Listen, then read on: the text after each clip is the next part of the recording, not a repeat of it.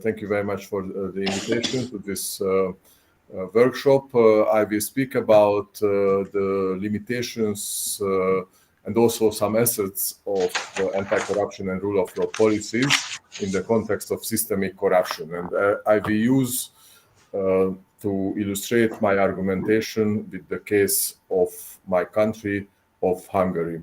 I should also add at the very beginning that this is a presentation, a shortened presentation of academic paper which is due to be published next year in Public Integrity, and my co-author was my colleague Áron Hajnal from Corvinus University of Budapest. So trials and errors, limitations of anti-corruption and rule of law policies in the context of systemic corruption. Next slide, please. I will speak about several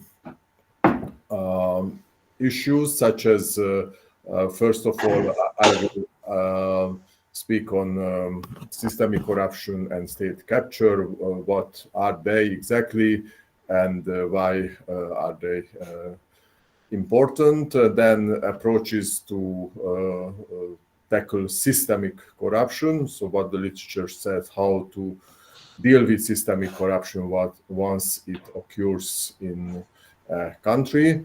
Then I will speak about how the EU sees and has seen the systemic corruption and undermining rule of law.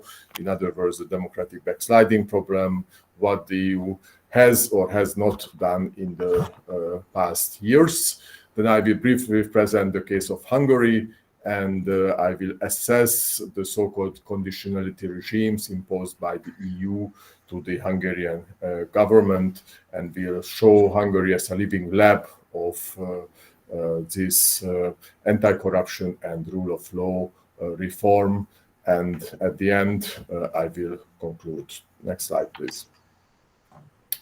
So as far as the systemic corruption is concerned, the literature says that we speak on systemic corruption when it becomes pervasive, institutionalized, and certainly normalized, and also socially accepted. In this very study, we mean by systemic corruption the manifestation of political decay, when corruption becomes the part of the political regime. Systemic corruption and state capture are very closely related and evolve iteratively. State capture, on the other hand, is defined as the seizure of control of public institutions by some interest groups for the benefit of their own interest rather than the public good. So in other words, state capture is when institutions serve particular interests and not the public good. Initially, state capture was perceived as a phenomenon when the powerful businessmen capture the state and hijack the public good for their particularistic interests. Later, this concept was fine-tuned, and several other forms of state capture were identified, such as, for example, the party state capture, when a party captures the state, or what we rather call in the Hungarian context a political state capture, when the political elite, in symbiosis with an informal group of oligarchs and powerful businessmen, capture the state, but we call it political because the final say is for the political elite, in the Hungarian context for the prime minister.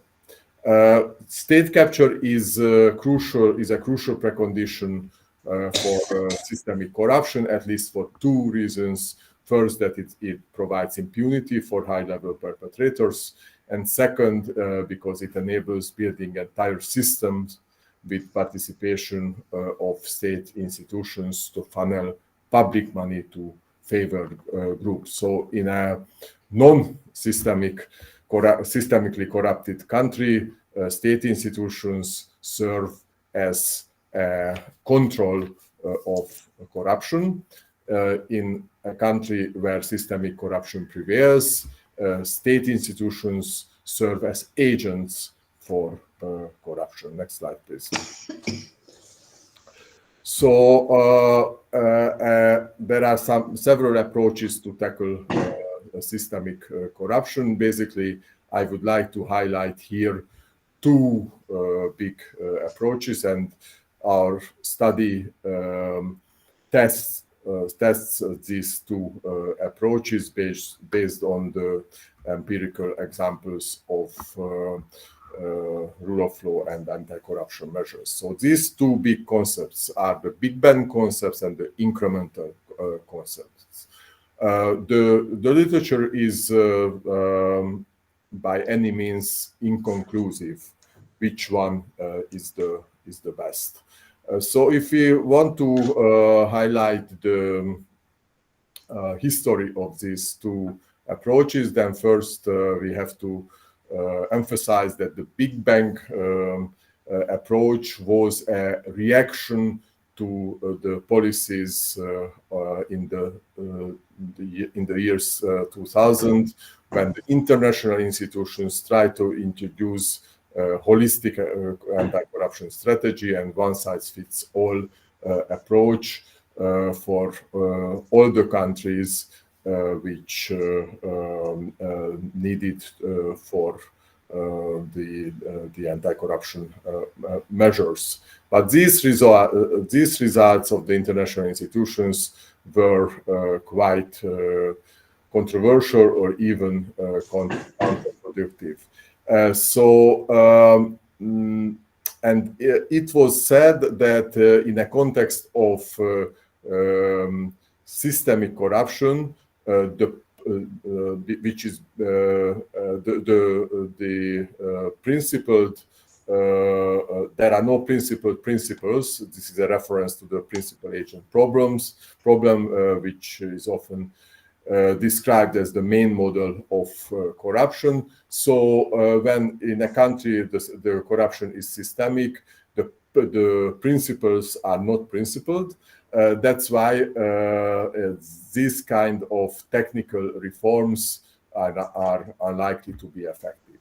And to the reaction of this reverence, the Big Bang approach gained importance, and lots of scholars as well as policymakers advocated for radical, sudden, and in-depth change in various domains of political administrative system. Next slide, please. We have seen in the past several years a resurgence of the incremental approach.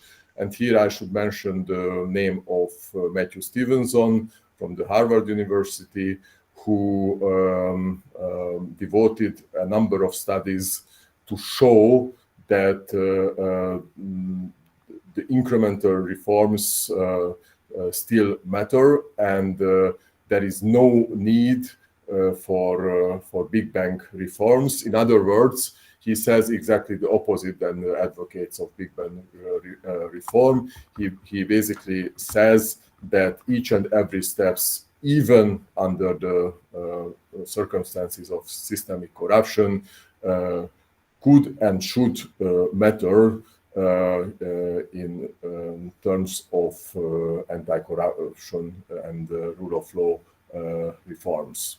So, as I said in the beginning, some minutes ago, the literature is inconclusive in this case. So there are proponents of the Big Bang approach who highlight the cases of Estonia or Georgia or Singapore, and there are advocates of the incremental approach who highlight the cases of Denmark and the United States. And we will see in a minute, I will show you my research on the Hungarian case, and we will feed back to the Hungarian to the literature, which one the incremental reforms and or the Big Bang approaches was imposed by the EU and how successful it was. Next slide, please.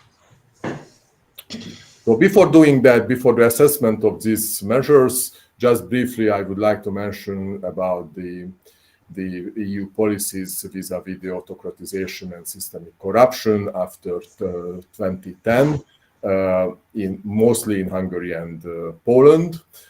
So there are two distinct periods concerning the EU's approach vis-à-vis democratic backsliding. Between 2010 and 2020, there was an inaction, or in other words, an autocratic equilibrium. So at the end of the day, and to put it very bluntly, the EU remained inactive despite some reports, but there was no sanctions introduced against those countries who breached systematically the rule of law and introduced this kind of systemic corruption.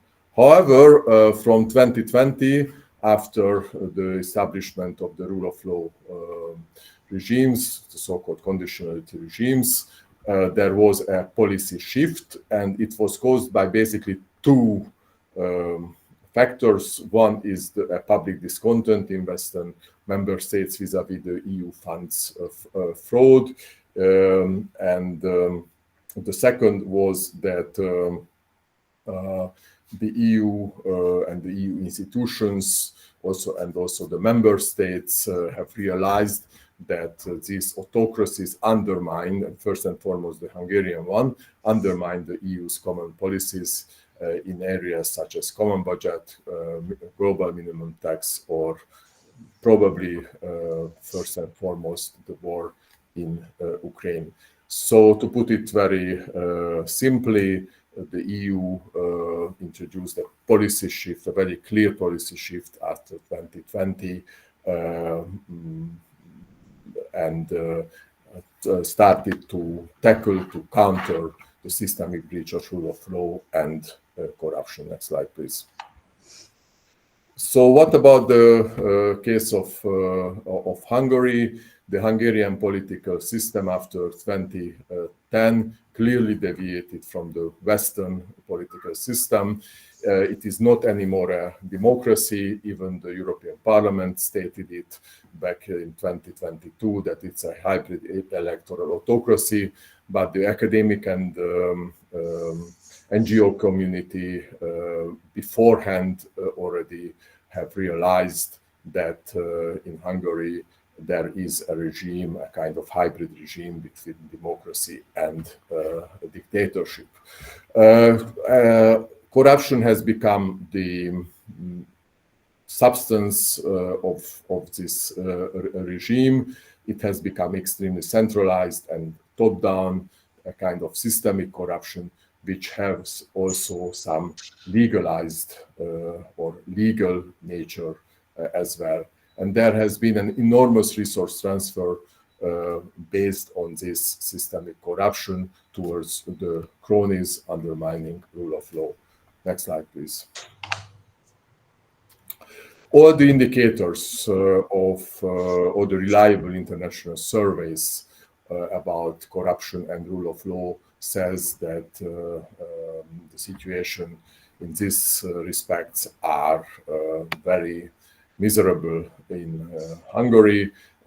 Transparency International's Corruption Perception Index says that Hungary is the most corrupt country across the whole European Union. And another indicator, the Variety of Democracies indicator, says that political corruption increased the most in Hungary among all the countries in the region. Next slide, please. If we compare corruption and GDP, then we can see here a quite strong correlation among the EU countries. among these two variables, corruption and GDP per capita across the EU countries. And we can see that Hungary has been stuck among the countries which have huge corruption and low GDP per capita. Next slide, please. So there is clearly a vicious circle: state capture, corruption, systemic corruption, and erosion of democracy reinforce each other. So that's the general context of the Hungarian case. Next slide, please. So as I said, the EU introduced a policy shift after 2010, and three so-called conditionality regimes were introduced, and altogether 27 policy measures were imposed to Hungary. These three conditionality regimes are the so-called conditionality mechanism, the RRF regulation, and the common provision regulation. Overall, we can say that all funds, apart from the agricultural subsidies, are linked to conditionality regimes. In other words, all funds coming to Hungary are dependent of the compliance with rule of law and anti-corruption measures. The state of play now that the European Commission a year ago released 10 billion euros after they assessed that the Hungarian government completed or complied with the judicial reform, but another 20 billion euros are still suspended. This 20 billion euros is basically the combination of these three conditionality mechanism or regimes. So the conditionality regulation, the RRF regulation, and the common provision regulation. Next slide, please. So in the study, we assessed the 27 policy measures against corruption and rule of law in Hungary, imposed by the EU under the already mentioned conditionality regimes. We used the systemic policy evaluation framework. This is a qualitative method, and basically we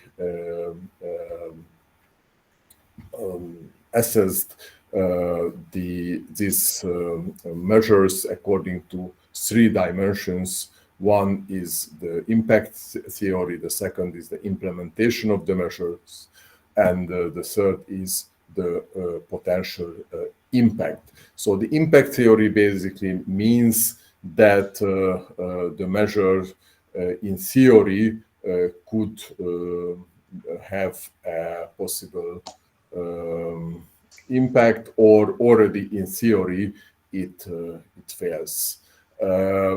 And the implementation is the actual implementation, whether the implementation of the measures complies with the current provision. The provisions are called, I haven't said that, milestones and super milestones. So that's the wording of these 27 measures which are imposed to Hungary. And the potential impact is to what extent have these measures impact the policies in different areas. So we relied on broad varieties of data sources, including policy documents, reports by EU bodies, international organizations, watchdogs, academic sources, and other indicators. The assessments itself or themselves were done by ourselves. Next slide, please. We grouped these 27 measures into 6 policy areas: judicial independence, public procurement system, transparency and corruption prevention. Here I would refer to asset declarations or freedom of information, for example, new anti-corruption institutions. Basically, two new anti-corruption institutions were introduced under these regimes. Then anti-corruption strategies and legal provisions, and the most technical area, which is about the control of EU funds. Next slide, please. Here I would like to show you just one policy areas, how this assessment worked.